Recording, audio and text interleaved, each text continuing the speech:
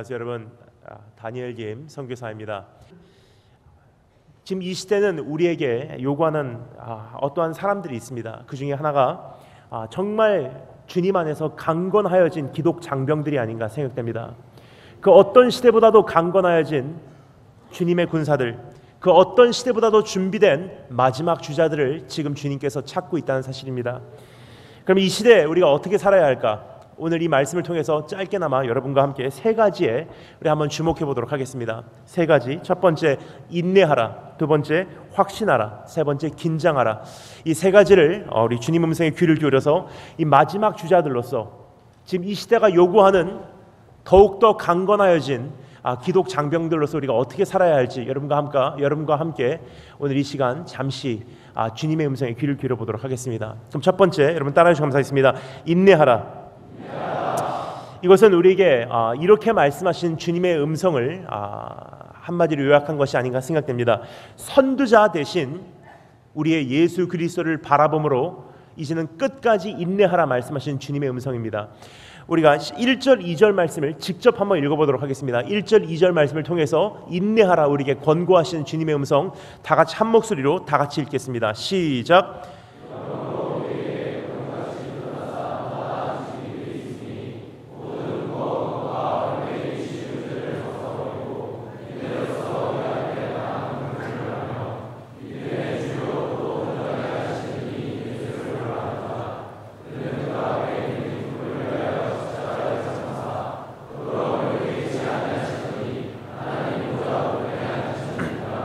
아멘. 여기서 그려지고 있는 그림은 마지막 경주 그 현장에 이르른 한 사람의 마지막 주자의 모습입니다. 이미 경기장 한가운데 서 있는 운동선수의 감격을 여러분 한번 생각해 보시기 바랍니다. 이제 모든 경주를 마치고 마지막 종목에 이르러 이제는 이는 그 경기장 한가운데 서서 수많은 관중들의 지금 환호성을 입으며 지금 다시 한번 마음을 가다듬고 있는 그러한 경주자의 모습이 오늘 히브리서 저자가 우리에게 그려주고 있는 그림이 아닌가 생각됩니다. 근데 이 관중석을 이렇게 바라보니 그 관중석에 앉아 있는 사람들이 보이기 시작합니다. 그 관중석에 있는 사람들을 오늘 히브리서 저자는 우리에게 이렇게 소개하고 있습니다. 우리를 구름과 같이 둘러싼 허다한 증인들이 있나니, 즉 관중석에 앉아 있는 사람들은요, 우리를 둘러싼 구름과 같은 그러한 증인들이라고 성경은 기록하고 있습니다. 바로 이런 뜻입니다.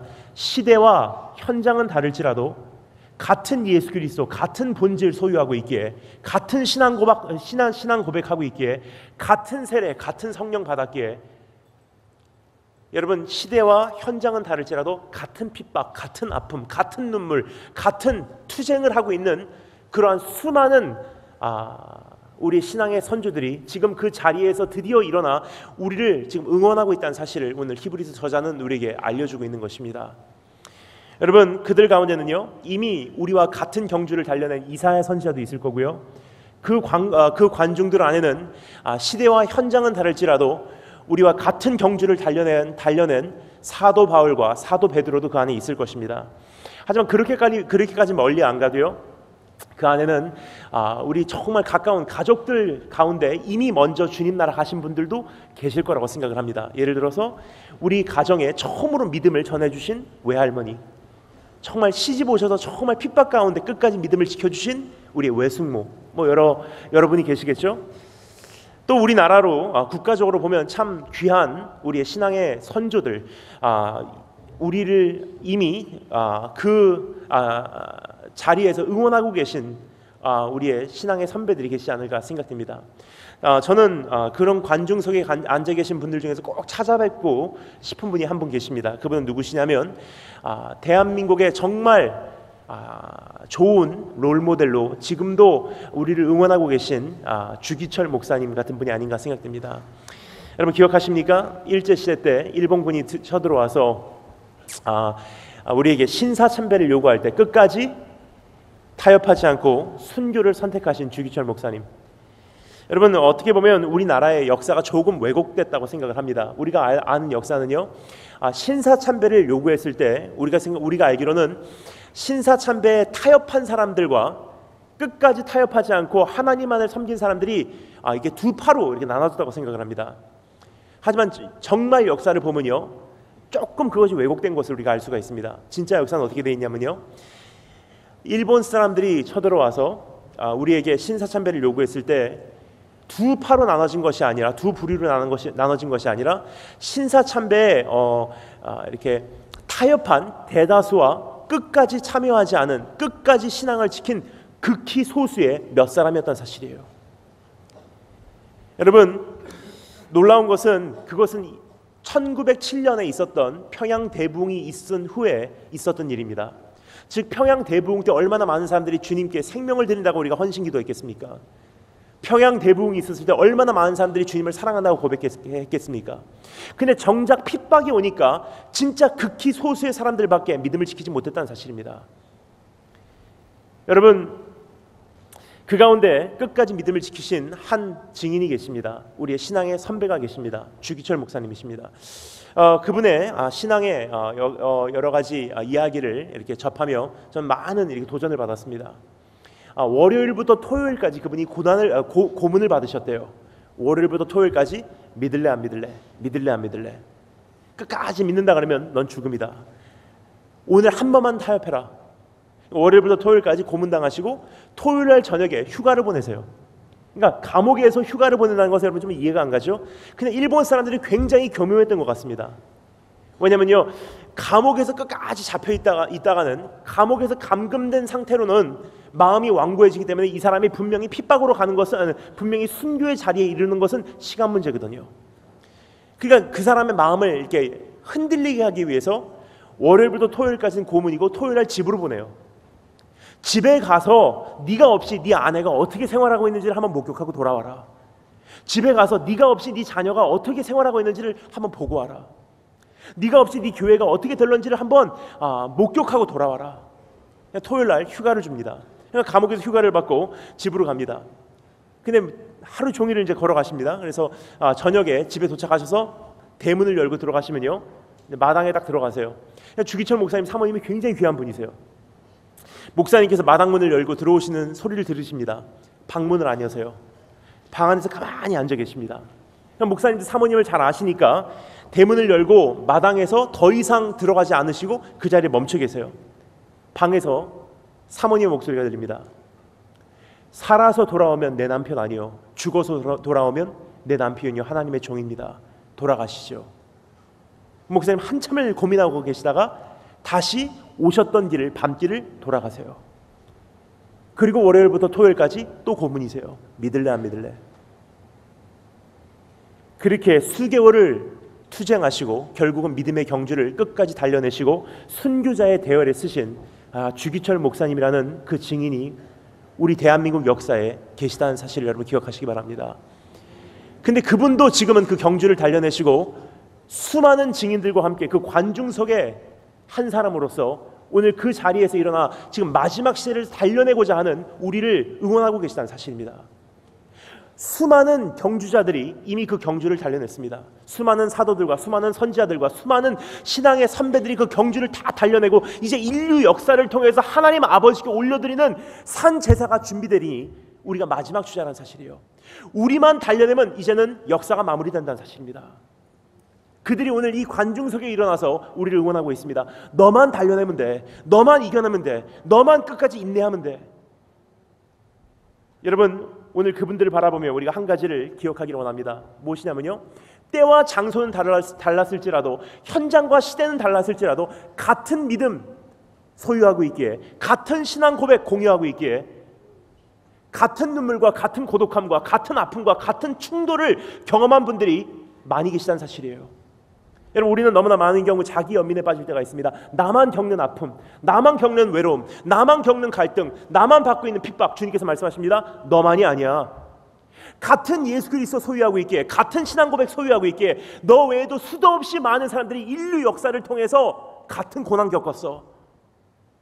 하나님께 영광을 돌리는 첫 번째 조건이 뭔지 아십니까? 자기 연민을 떨쳐버리는 거예요. 하나님 나라에는요, 약한 자가 들어가는 것이 아닙니다. 우리는 보통 많은 경우 생각할 때 하나님 나라는 약한 자가 들어가는 것이래요. 아니에요, 여러분. 요한계시록 마지막에 보면요, 어떤 사람들이 들어간다고요? 이기는 자는, 이기는 자는, 이기는 자는, 이기는 자는. 하나님의 나라는 이기고 이기고 이기고 침노하고 침노하고 예루살렘 성까지 입성한 자들이 들어가는 것이 하나님 나라입니다. 그래서 여러분, 요한계시록에 나오는 첫 번째 지옥불에 합당한 죄명이 뭐죠? 두려워하는 자예요. 자기 연민에 빠진 사람입니다. 여러분, 오늘 한번 선포하시기 바랍니다. 따라서 감사하겠습니다. 나는 이기는 자. 나는 이기는 자. 여러분, 이제 내가 세상에서 제일 불쌍한 사람이 아니라는 사실을 기억하시고, 나 외에도 수도 없이 많은 사람들이 같은 고난, 같은 눈물, 같은 외로움 겪으셨던 사실 기억하시고 끝까지 인내하신 축복이 있기를 주님으로 축원합니다. 놀라운 것은요, 그 관중들 가운데 하나의 VIP 좌석이 마련되어 있다는 것입니다. 그 수많은 관중들, 수많은 주자들, 하지만 그 가운데 특별한 좌석이 마련되어 있다는 사실이에요. 그리고 좌석에 앉은 분을 오늘 성경에서는 이렇게 소개하고 있습니다. 믿음의 주요, 너를 온전케 하시리인 예수. 즉 우리보다도 더 치열하게 싸우신 분이 계시다는 사실입니다. 우리보다도 더 많은 고난을 겪으신 분이 계시다는 사실이에요. 그리고 우리보다도 더 위대한 승리를 얻으신 그분이 계시다는 사실입니다. 그분을 성경은 이렇게 소개합니다. 믿음의 주요, 너를 온전케 하시리인 예수 그리스도다. 그분을 바라봄으로 너도 온전히 됨을 경험하기를 원한다. 여러분, 그분을 바라보면 우리가 세 가지를 목격할 수 있기 때문에 그분을 목격함으로써 우리가 온전히 됨을 우리가 경험하기를 원합니다. 그분을 목격하면 우리가 볼 수 있는 세 가지, 우리 잠시 살펴보도록 하겠습니다. 첫 번째, 따라서 감사하겠습니다. 그분을 바라보면 보이는 세 가지. 첫 번째, 따라서 감사하겠습니다. 그의 십자가. 믿음의 주여, 너를 온전케 하시리인 예수를 바라보라. 그럼 어떻게 돼요? 우리도 온전케 된대요. 뭐냐? 그분께서 어떻게 하셨는지를 바라보면 그 안에서 내가 능력을 소유할 수 있다는 사실입니다. 그러면 그분을 바라보면 무엇이 보이냐? 가장 첫 번째, 그분의 십자가를 목격할 수 있다고 성경은 기록합니다. 제가 읽겠습니다. 잘 들어주시면 감사하겠습니다. 저는 그 앞에 있는 즐거움을 위하여 십자가를 참으사 부끄러움을 개의치 아니하시더니. 무슨 뜻이냐면요, 예수 그리스도, 우리의 선두자 되신 그분도 십자가 지셨다는 뜻이에요. 여기 이렇게 돼 있죠. 믿음의 주요 하는데, 이 믿음의 주라는 것은요, 믿음의 주님이라는 뜻이 아니에요. 번역이 잘못됐습니다. 원어적인 번역은요, the head of our faith, the founder of faith. 무슨 뜻이냐? 믿음의 챔피언이요, 믿음의 선두자요, 너를 온전케 하시린 예수를 바라보라. 바라보면 무엇이 보입니까? 첫 번째, 그분의 십자가래요. 우리의 챔피언 되신 예수 그리스도도 십자가 지셨다는 뜻입니다. 여러분, 바로 이런 뜻입니다. 종이 주인보다 크지 못하단 말을 기억하라. 사람들이 나를 핍박하였은즉 종된 너희를 핍박하는 것은 당연한 것이요, 세상이 나를 미워하였은즉 너희를 미워하는 것은 당연한 것이다. 여러분, 믿음의 전투를 우리가 싸워 나간다는 것은요, 군부대에서 사람들에게 인정은 받되 사랑을 받지 못한다는 것을 감수해야 된다는 뜻이에요. 정말 한 사람의 기독 장병으로서 정말 사람들을 절실히 섬기고 낮은 자리에서 그 사람들에게 헌신할 때, 복음을 전파할 때 사람들에게 정말 네가 하나님을 사랑하는 사람으로 인정은 받아도 사람들에게 사랑받는 것은 오히려 이상하다는 사실입니다. 성경이 말합니다. 무릇 그리스도 예수 안에서 경건하게 살고자 하는 자에게는 핍박이 있으리라. 반대로 말합니다. 핍박이 없다는 것은요, 다시 한번 내 신앙을 검토하라는 뜻이에요. 의를 위하여 핍박을 받는 자는 복이 있나니 천국이 저희 것이며, 우리가 하나님의 후사요, 그리스도와 함께한 후사니 상속자니 우리가 그와 함께 영광을 얻기 위하여 어떻게요? 고난도 함께 받아야 되느니라. 여러분, 우리 주님 십자가 지셨습니다. 하물며 주님으로 섬기는 우리의 종들, 그렇죠? 기독 장병들로서 주님 이하의 고난을 받는다는 것은요, 말이 되지 않는 사실이에요. 오늘 그 자리에 합당하신 고난의 모습으로 나오시는 축복이 있으리를 주님으로 축원합니다. 여러분, 그렇게 보면요, 이 군부대 우리 생활한다는 것이 짧은 2년 동안의 생활이지만 많은 분들, 그렇죠? 어떤 분들에게는 또 긴 기간일 수 있지만 이 군대 생활한다는 것이 얼마나 감사한지 모르겠어요. 왜냐하면 자진해서 고난의 자리로 내가 들어가는 거거든요. 여러분, 잠시 우리가 좀 더 살펴보겠지만 그러한 축복을 우리에게 주신 우리 하나님께 얼마나 감사한지 모르겠습니다. 오늘 주님 십자가 지신 그 사실을 여러분 기억하시고 그 이하를 이제는 우리가 피하시는, 정말 그 이상의 고난과 그 이상의 십자가를 당연한 것으로 받아들이신 여러분 되시기를 주님으로 축원합니다. 두 번째 따라서 감사했습니다. 그의 즐거움. 그분께서 십자가 지신 것뿐만이 아니라 그분께서는 즐거움이 있었다는 사실을 여러분 기억하시기 바랍니다. 2절 말씀 제가 읽겠습니다. 저는 그 앞에 있는 즐거움을 위하여, 무슨 뜻입니까? 십자가를 참을 수 있었던 원동력이 있었다는 사실입니다. 그 예수 그리스도께서는 그분의 앞에 있는 즐거움을 위하여 십자가를 참으사 부끄러움을 개의치 아니하시더니 하나님 보좌 우편에 앉으셨느니라. 즉 어떠한 즐거움이 예수 그리스도 안에는 원동력이 되어서 어려움과 고난과 고통과 역경을 돌파할 수 있는 능력을 소유하게 됐다는 사실이에요. 그냥 예수님께서 인내해서 견딘 것이 아니라 어떠한 것을 즐거움 삼으셨기에 돌파할 수가 있었다는 사실입니다. 그럼 한 가지 여쭤보겠습니다. 그 즐거움은 무엇입니까? 예수 그리스도로 하여금 십자가라는 고난을 있는 그대로 돌파할 수 있게 하였던 그 능력, 그 즐거움은 무엇이었습니까? 라는 질문입니다. 여러분, 그것은 이렇게 질문하는 것이 가장 정확하지 않나 생각됩니다. 여러분, 하늘나라에 없었던 한 가지가 무엇이었을까요? 하늘나라에도 없는 것이 한 가지 있었기에 이 땅까지 오셨다고 생각을 합니다.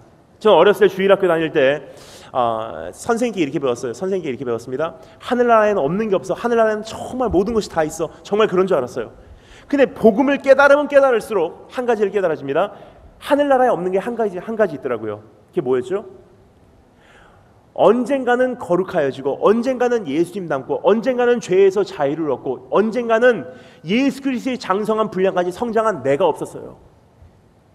나를 구하기 위해서는 예수님께서 하늘나라의 천국 보좌 영광 다 버리시고 이 땅에 오셔야만 하셨습니다. 바로 이런 뜻이에요. 예수님께서 십자가를 돌파하시면서 그 앞에 세워놓은 즐거움은 무엇이었냐면요, 과거, 현재, 미래를 동시에 현재 진행형으로 사시는 예수님께서는요, 언젠가는 거룩하여지고, 언젠가는 예수님 닮고, 언젠가는 완성된 나를 앞에다 세워놓으시고 십자가를 지시고 그것을 바라보시고 십자가 돌파하셨다는 뜻이에요. 그 예수님께서 오늘 우리에게 말씀하십니다. 내가 너를 즐거움 삼고 십자가를 돌파하였듯이 너도 오늘 나를 즐거움 삼고 이 십자가의 삶을 돌파해 줄 수 있겠니? 우리 주님께서 겪으신 고난 비교하면요, 내가 겪는 고난은 아무것도 아니라는 사실입니다. 근데 우리 주님께서 나라는 사람을 즐거움 삼고 십자가를 돌파했듯이 오늘 이 시간 여러분, 내 고난이 여러분 주님과 비교하면 얼마나 작겠습니까? 그 정도 고난, 우리 주님을 나의 즐거움 삼고 돌파하신 축복이 여러분 한 분 한 분께 있으시기를 주님으로 축원합니다. 세 번째 따라 감사하겠습니다. 그의 면류관. 여러분, 첫 번째, 예수님 우리의 신앙의 선두자요, 우리를 온전케 하신 예수를 바라보면요, 보이는 첫 번째 두 가지 뭐였죠? 그의 십자가, 그의 즐거움. 세 번째가 있습니다. 그의 면류관이래요. 오늘 2절 말씀 제가 다시 읽겠습니다. 잘 들으시면 감사하겠습니다. 저는 그 앞에 있는 즐거움을 위하여 십자가를 참으사 부끄러움을 개의치 아니하시더니 하나님 보좌 우편에 앉으셨느니라. 결과예요. 우리를 즐거움 삼으시고 십자가를 지시고 십자가를 돌파하셨어요. 그리고 그 결과는 무엇입니까? 하나님 보좌 우편에 앉으셨대요. 하나님 보좌 우편에 앉았다면요, 우리가 보통 이렇게 생각합니다. 하나님 보좌의 오른쪽에 앉았구나. 근데 그런 뜻이 아니에요. 이것은 어떤 위치적인 의미보다도 상징적인 의미가 크다는 사실입니다. 왜냐하면요, 2000년 전에 왕의 보좌의 우편에 앉는다는 것은요, 어떤 위치적인 것보다 상징적인 의미가 더 많았기 때문입니다. 가이사 시자 왕의 우편, 황제의 우편이라는 건 무슨 뜻이냐면요, 한 종류의 사람들에게만 주어졌던 자리입니다. 어떤 사람들이냐면요, 정복하고 돌아오는 장군들에게만 주어졌던 자리가 보좌 우편이에요. 그러니까 로마 제국이 많은 장군들을요, 군부대와 함께 여러 지역으로 파견을 합니다. 그리고 그 지역을 점령하고 정복하고 그 로마로 다시 그 군대를 이끌고 장군들이 입성할 때 왕이 나가서, 황제가 나가서 그 장군을 맞이하고 그 장군을 왕의 보좌 우편에 앉았어요. 그럼 예수님께서 하나님 나라의 보좌 우편에 앉았다는 건 무슨 뜻입니까? 정복하고 돌아오는 장군의 모습으로 하나님 보좌 우편에 앉게 됐다는 뜻입니다. 바로 이런 뜻이에요. 예수님께서요, 이 세상에서 어떻게 지내셨는지 여러분 기억하십니까? 정복자로 지내셨어요. 사실 우리의 운명은요, 정복자입니다. 창세기 1장에 보면 하나님께서 우리를 만드실 때 어떻게 만드셨다고요? 번성하고 다스리고 이기고, 그렇죠? 우리를 정복자로 만드셨어요. 근데 어떻게 됐죠? 우리가 창세기 1장에 어떻게 됐죠? 우리 자신도조차 다스리지 못합니다. 우리 자신도조차, 우리의 욕구도조차, 우리의 욕심도조차, 우리의 죄도조차 다스리지 못합니다. 그래서 주님께서 말씀하십니다. 가인, 그 첫 번째 살인을 저지른 인간에게 하나님께 뭐라고 말씀하십니까? 죄는 항상 네 앞에 있거니와 네가 죄를 다스려라. 근데 죄를 못 다스렸어요. 그럼 어떻게 되죠? 다스리는 자의 자리에서 박탈당하고 결국은 에덴 동산에서 우리가 쫓겨남을 당하게 됩니다. 그때부터 정말 우리가 죄로 인해서 노예 생활이 시작돼요. 다스림을 받는 존재로 살아갈 수밖에 없다는 사실이에요. 첫 번째 아담은 그렇게 다스림을 죄에게 다스림을 받는 존재로 운명을 맞이했지만 두 번째 아담이 오십니다. 누구죠? 예수 그리스도. 그럼 어떻게 하십니까? 주님이 다스리기 시작하세요. 다스리는 권세를 회복시키기 시작하십니다. 자기 자신을 다스리시고 식욕을 다스리시고 어떻게 해요? 돌을 떡으로 안 만드세요. 왜냐? 식욕을 다스리십니다.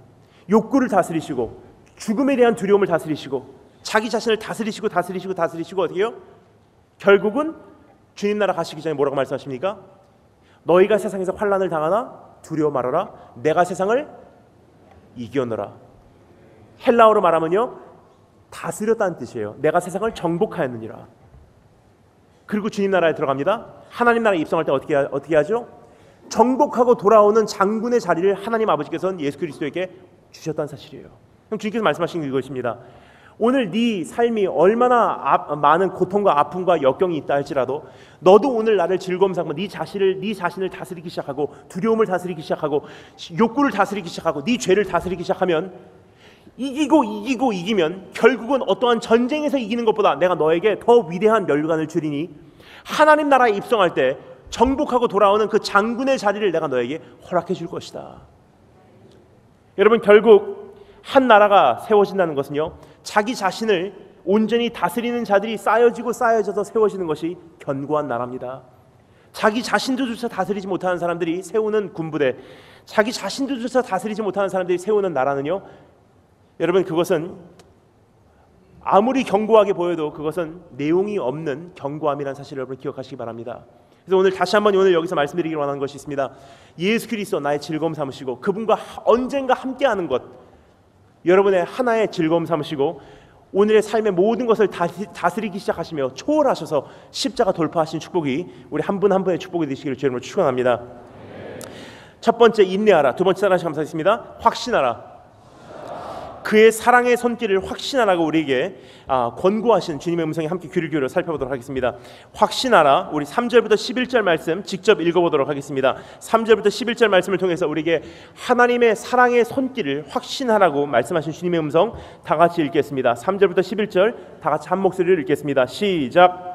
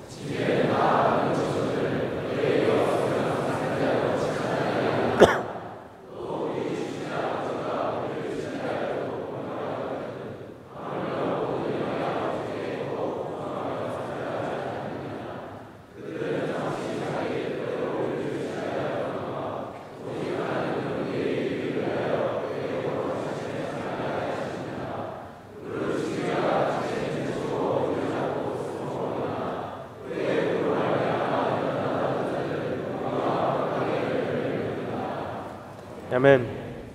첫 번째, 인내하라. 믿음의 주여 너를 온전히 하신 이인 예수를 바라봄으로 인내하라. 세 가지 뭐죠?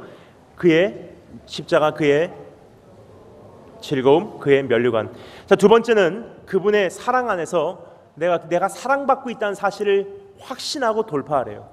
왜 그러냐면요, 여러분, 가면 갈수록 시대가 악해진다는 것은요, 가면 갈수록 믿음 지키기 힘들어진다는 뜻입니다. 여러분, 최근에 미주에 있는 어느 교회에 가서 집회를 하게 되었습니다. 근데 이번에 특별히 토론토 가게 되었는데요, 그 토론토라는 지역을 가서 좀 깜짝 놀랐습니다. 왜냐면요, 토론토 잘 아시죠? 캐나다에서 가장 큰 도시예요. 대표적인 도시입니다. 근데 토론토 시내 안에서 목회를 하고 계신 목사님들이 굉장히 힘들어하세요. 여쭤봤습니다. 목사님 왜 이렇게 힘들어하십니까? 목사님께서 말씀하십니다. 요즘에 토론토 사역이 만만치 않습니다. 왜 그렇습니까? 여쭤봤어요. 이렇게 말씀하시더라고요. 지난 6개월 사이에 토론토 시 정부가 법을 바꿨대요. 어떻게 바꿨냐면요, The City Limits of Toronto, 토론토 시내 안에서 교회 건물을 임대하고 사용하고 있는 그 교회에게 교회 임대료에 해당된 세금이요, 지난 6개월 사이에 700%가 증가해버렸어요. 놀라운 것은요, 다른 사회 단체에게 한 것이 아니라 교회에게만. 무슨 뜻입니까? 교회 하지 말라는 뜻이에요. 여러분, 미국에서는 성경에 나오는 어떠한 말은 해도 어떠한 말을 하면은 이제는 법적으로 잡혀가는 시대입니다. 대한민국 안에서도 그러한 법이 지금 통과 가운데 있다는 사실이에요. 그럼 여러분, 가면 갈수록 믿음 지키기 쉬워질까요? 어려워질까요? 어려워집니다. 사회적으로, 정부적으로, 어떠한 사회적인 체계적으로 굉장히 우리의 가는 길은 가면 갈수록 좁아진다는 사실이에요. 군부대 안에서도 이제는 정말 믿음을 어떻게 내가 지켜야 할지, 다른 친구들이 어떻게, 다른 사람들이 어떻게 이것을 증거해야 될지, 전도해야 될지, 교회에 같이 어떻게 예배 드리러 가야 될지 굉장히 가는 길이 좁아진다는 사실이에요. 그럼 이제는 우리가 어떻게 해야 되나? 주님께서 말씀하십니다. 가면 갈수록 믿음 지키기 힘들어지게 하나님께서 우리의 삶 속에 개입하셔서 우리를 훈련하시는 주님의 손길도 더 엄해지시고 더 강력해진다는 사실입니다. 여러분, 시대는 점점 악해지는데 주님의 손길이 우리를 향해서 더 약해지지 않는 사실이에요. 지금 이 시대가 우리에게 이 시대가 요구하는 주님의 군사가 더 강건하여진 모습이라면요, 주님께서 우리를 훈련하시는 주님의 손길도 더 아프다는 사실을 여러분 기억하시기 바랍니다. 근데 한 가지 문제가 있습니다. 우리가 사는 시대가요, 우리 전에 있었던 어떤 시대보다도 점점 힘든 시대가 우리에게 다가오고 있는데, 한 가지 문제가 있습니다. 우리 전에 있었던 어떠한 세대보다도 우리가 사는 세대가요, 가면 갈수록 더 약해지고 있어요. 여러분, 어떻게 된 일입니까? 시대는 더 악화돼 가고 있는데 우리는 더 약해져 가고 있어요. 훈련은 더 강해집니까? 아니면 더 약해지고 있습니까? 근데 여러분, 우리는요, 그 훈련을 지금 감당치 못하는 것이 가장 큰 문제라는 사실이에요. 그럼 여러분, 이제 그것이 어떠한 군부대, 어떠한 정치, 어떠한 그 나라가 아니라 하나님의 손길은 어떠한가? 우리 다시 한번 하나님의 마음의 귀를 기울여 한번 살펴보도록 하겠습니다. 주님께서 말씀하십니다. 시대가 가면 갈수록 내가 너를 다루는 손길이 더 엄해질 거야. 왜냐? 하나님께 급해하시거든요.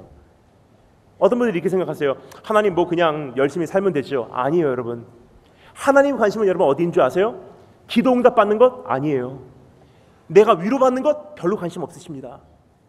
진짜 하나님의 관심이 여러분 어디인 줄 아십니까? 요한복음 3장 16절에서 우리에게 그것을 말씀해 주고 계십니다. 너무나 잘 아는 말씀이죠. 뭐라 그러죠? 하나님이 세상을 이처럼 사랑하사 어디까지요? 그 아들을, 독생자를 십자가에 못 박여 죽이시기까지 우리를 사랑하셨으니 무엇을 위해? 한 가지 목적을 위해. 뭐죠? 이는 저를 믿는 자마다 멸망치 않고 영생을 얻게 하려 하심이니라. 바로 이런 뜻입니다. 우리의 관심은 기도 응답 받고 내가 위로받고 내가 잘되고 내가 좀 이렇게 삶의 어떠한 존재 이유를 확보하는 것이 우리의 관심이에요. 하지만 하나님의 관심은 무엇입니까? 사업을 허락해 주시든 사업을 거두어 가시든, 물질을 허락해 주시든 물질을 거두어 가시든, 나의 인생을 세우시든 무너뜨려 내리시든, 병을 고쳐 주시든 병을 주시든, 기도 응답을 해 주시든, 기도할 수밖에 없는 눈물과 아픔을 주시든 영생을 얻게 하려 하심이니라. 한 가지 목적이에요. 여러분, 그렇다면요, 하나님의 관심은 어디 있냐면요, 언젠가는 예수 그리스도의 장성한 분량까지 내가 성장하는 것이 하나님의 목적이라는 사실입니다. 그럼 예수 그리스도의 장성한 분량까지 우리가 언제 성장하죠? 주님 나라 가는 날 완성됩니다. 그러면요, 적어도 내가 세운 기준으로는 내가 아무리 잘하고 있다고 생각해도요, 하나님의 기준에서는 아직도 미달이에요.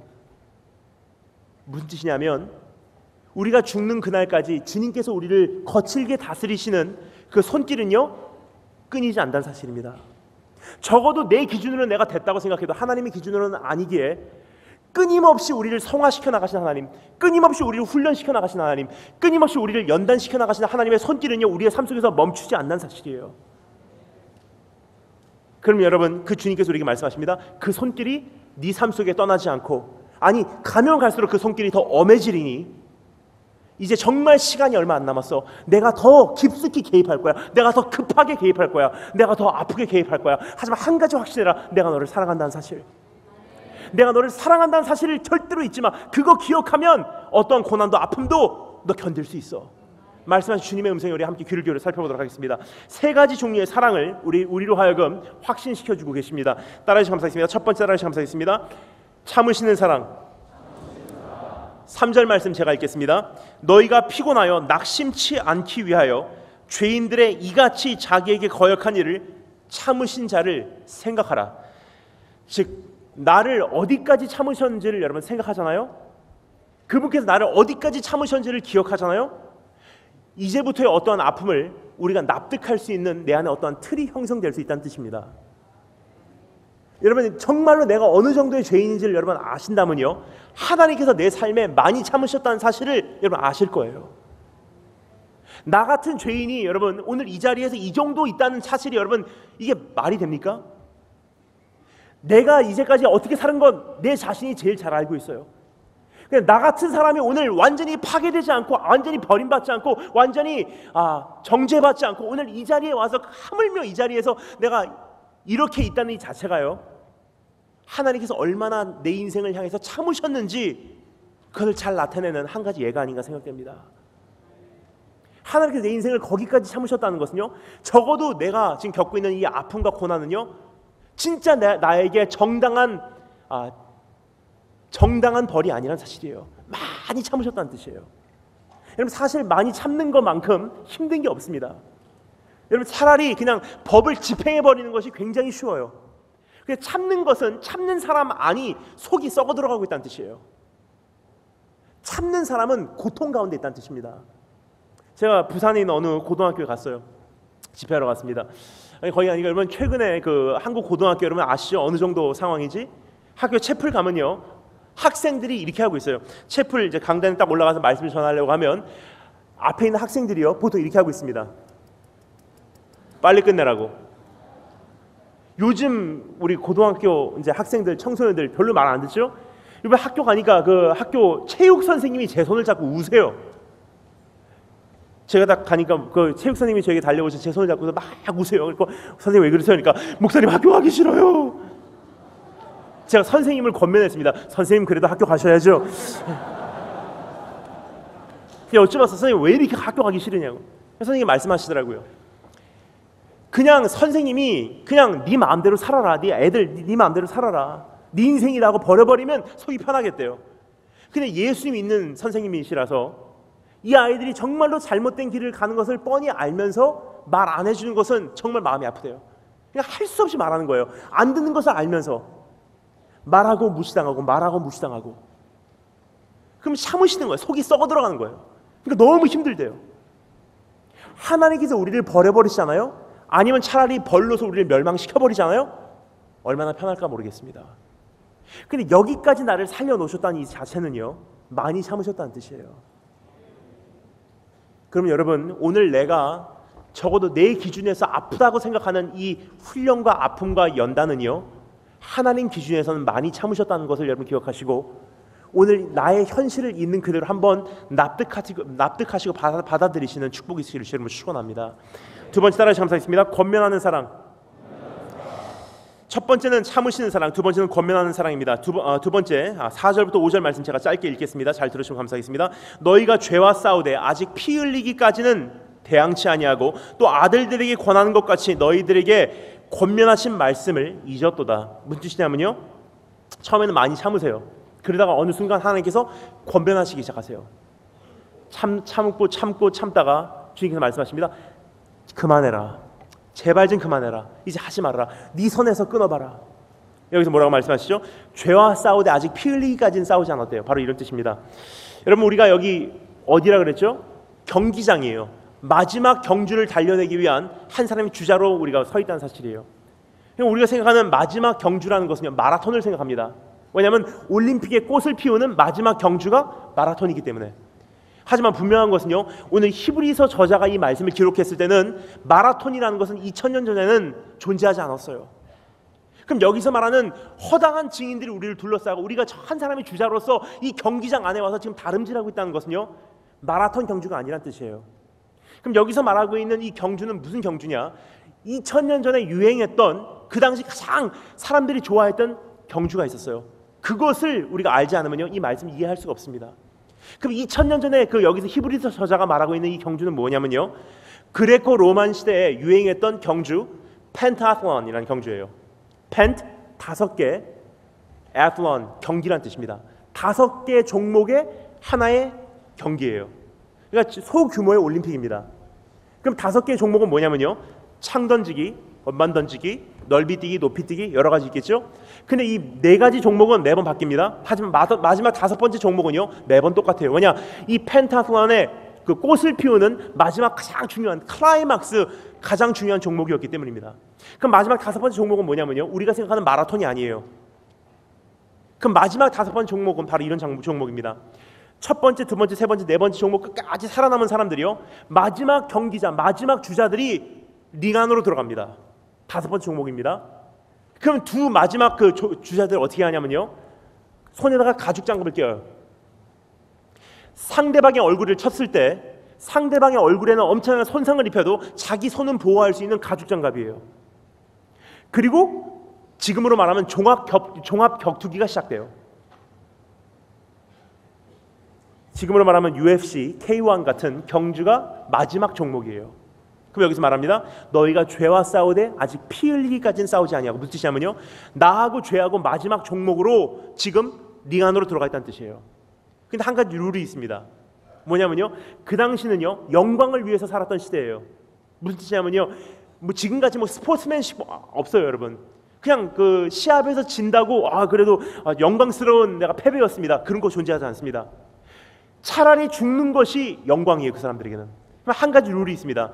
옛날 그 시대에 스파르타쿠스, 글라디에이터 그런 것과 같이 콜로세움 안으로 들어가는 순간, 경기장 안으로 들어가는 순간 한 가지 룰이에요. 뭐냐? 어떻게 해도 괜찮아요. 그럼 한 가지 룰은 무엇이냐면요, 둘 중에 한 명이 죽으면 끝이에요. 카운트다운이 존재하지 않는 사실이에요. 나 팔이 꺾여서 뭐 탭아웃 1, 2, 3 하고 그거 없습니다. 끝까지 싸우는 이 종목, 둘 중에 한 명이 쓰러지면은 경기가 끝이에요. 그때 승자가 정해진다 사실입니다. 차라리 영광스러운 죽음을 맞이하라고 말하고 있는 거예요. 그 여기서 뭐라고 말하죠? 너희가 죄와 싸우되 아직 피 흘리기까지는 싸우지 아니하고. 무슨 뜻입니까? 이제까지는 죄하고 창 던지기 하고 있었어요. 이제까지는 죄하고 넓이뛰기 하고 있었어요. 마지막 종목으로 우리가 링 안으로 들어갔다는 것은요, 이제 죄하고 나하고 둘이서 가죽장갑 꼈다는 뜻이에요. 그럼 한 가지 룰입니다. 뭐죠? 이 종목이 종료될 때는요, 죄가 서 있냐 내가 서 있냐예요. 죄가 죽냐 내가 죽냐예요. 그럼 주님께서 말씀하십니다. 이제까지 내가 많이 참았어. 하지만 내가 너에게 권면한다. 네가 한번 죄하고 싸우되 피 흘리기까지 싸워봐. 이 경기가 마칠 때쯤 되면은 네가 서 있냐 죄가 서 있냐, 네가 죄를 멸망시키냐 죄가 너를 멸망시키냐, 그것이 둘 중에 하나의 운명이지 둘 다 서 있지는 못해. 네가 한번 싸워봐. 내가 개입되면 아프다. 네가 한번 죄와 싸우되 피 흘리기까지 싸워봐. 그것이 네 운명이다. 여러분, 지금 우리가 싸워야 될 경기가 바로 이 경기입니다. 군부대에서, 오늘 나의 삶의 영역에서, 내 각자 개인적인 삶 속에서 죄와 싸우되 피 흘리기까지 싸우시고, 오늘 주님께서 우리에게 권면하시는 말씀에 응답하시는 지혜로운 자의 축복이 있기를 주님으로 축원합니다. 거기까지도 사랑이에요. 근데 거기서 우리가 음성을 듣고 응답하잖아요. 정말 복받은 거예요. 근데 너무나 많은 경우 우린 거기서 별로 순종을 하시는 분들이 많이 없습니다. 거기서 순종하는 분들은 정말 복받은 사람이에요. 네가 끊어봐. 네가 죄와 끊어봐. 죄를 끊어봐. 네가 죄를 단절시켜봐. 오른 눈이 너를 죄를 실족하게 하면 눈 뽑아버려. 팔이 너로 하여금 실족하게 하면 그 팔 잘라버려. 네가 한번 정말 끝까지 싸워봐. 거기서 순종하신 축복이 있으시기 바랍니다. 근데요, 문제는 뭐냐? 거기서 너무나 많은 경우 순종하지 않는 사실이에요.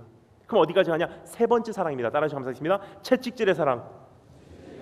6절 말씀 제가 읽겠습니다. 주께서 그 사랑하시는 자를 징계하시고 그의 받으시는 이들마다 채찍질 하심이니라 하였으니. 무슨 뜻이냐면요, 참으시고 권고하시고 참으시고 권고하시고 도저히 하다 안 되면 어떻게 해요? 주님께서 채찍을 드신다는 사실이에요. 여러분, 저는 그 사실을 압니다. 하나님께서 정말 굉장히 많이 기다리시는 하나님이세요. 근데 하나님께서 한번 채찍을 드시잖아요? 안 끝나요. 굉장히 아픕니다. 저희 집에는 한 가지 룰이 있었어요. 어떤 룰이냐면요, 저희 어머니께서 굉장히 많이 참으세요. 저는 어머니를 통해서 하나님의 사랑을 굉장히 많이 배웠어요. 저희 어머니가 굉장히 많이 참으십니다. 하지마 참으시고, 하지마 권면하시고, 참으시고 권면하시다가 어떻게 하냐, 저희 집에 한 가지 룰이 있습니다. 굉장히 많이 참으시다가 어느 날 갑자기 회초리를 드시잖아요. 그것이 몽둥이든 막대기든 회초리는 관계없어요. 그것을 드실 때까지가 시간이 걸리지, 한 번 드신 이상 한 가지 룰입니다. 부러지면은 끝나요. 저희 이모들이요, 그 상황 판단이 되지 않고 어머니께서 회초리 갖고 왔는데 때로는 몽둥이를 갖고 와요. 그럼 어떻게 하죠? 어머니께서는 말씀을 뱉으셨기 때문에 입에 책임을 져야 돼요, 말에. 그럼 어떻게 하시냐면요, 이모님들이 몽둥이를 갖고 온 이상 어떻게 하죠? 말에 책임을 져야 돼. 부러져야지 끝나니까 어떻게 해요? 저를 때리고 바닥을 한번 치세요. 저를 때리시고 바닥을 치셔서 결국은 회초리를 부러뜨리셔야지 끝나요. 근데 여러분, 저는 그것을 통해서 하나님의 사랑을 배웠어요. 왜냐하면 하나님 정말 그런 분이세요. 뭐라고 말씀하십니까? 너희가 죄를 짓는 날에 정령 죽으리라 그랬어요. 그 죄를 져버렸어요. 그럼 어떻게 하죠? 우리를 죽일 수는 없어요. 왜냐? 그대로 죽였다면 큰일 나거든요. 몽둥이가 부러질 때까지 저를 때려서는요, 여러분, 제가 죽습니다. 그럼 어떻게 하셨죠? 우리를 치시고 아들을 죽여버리셨어요. 그리고 우리를 살리셨습니다. 말을 뱉으신 이상 주님께서는요, 그 말에 책임은 지세요. 죄를 그냥 넘어가신 분이 아니라는 사실이에요.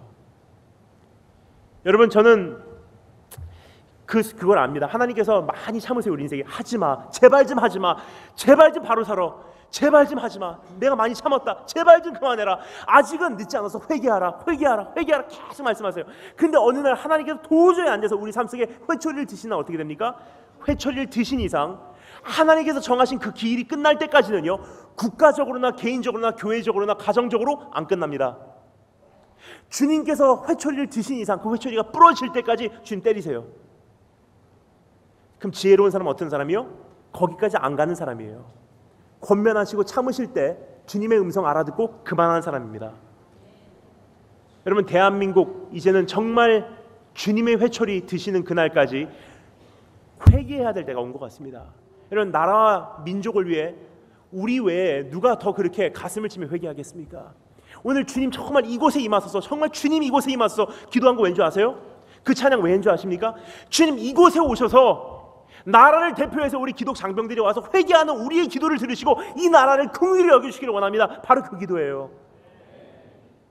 주님 많이 참으셨어요. 하지만 여러분, 지금 대한민국 서울을 비롯해서 대한민국 구석구석에 자리 잡은 이 모습, 여러분, 하나님 어떻게 하시겠습니까? 많이 참으셨어요. 주님께서 회초리를 드시면요, 부러질 때까지 때리시는 하나님이세요. 거기까지 안 가도록 여러분, 오늘 다시 한번 우리가 금식하며 6.25를 되새기고 그리고 회개하시고 하나님의 긍휼이 이 땅에 다시 한번 부어지도록 기도하시는 축복이 있기를 주의 이름으로 축원합니다.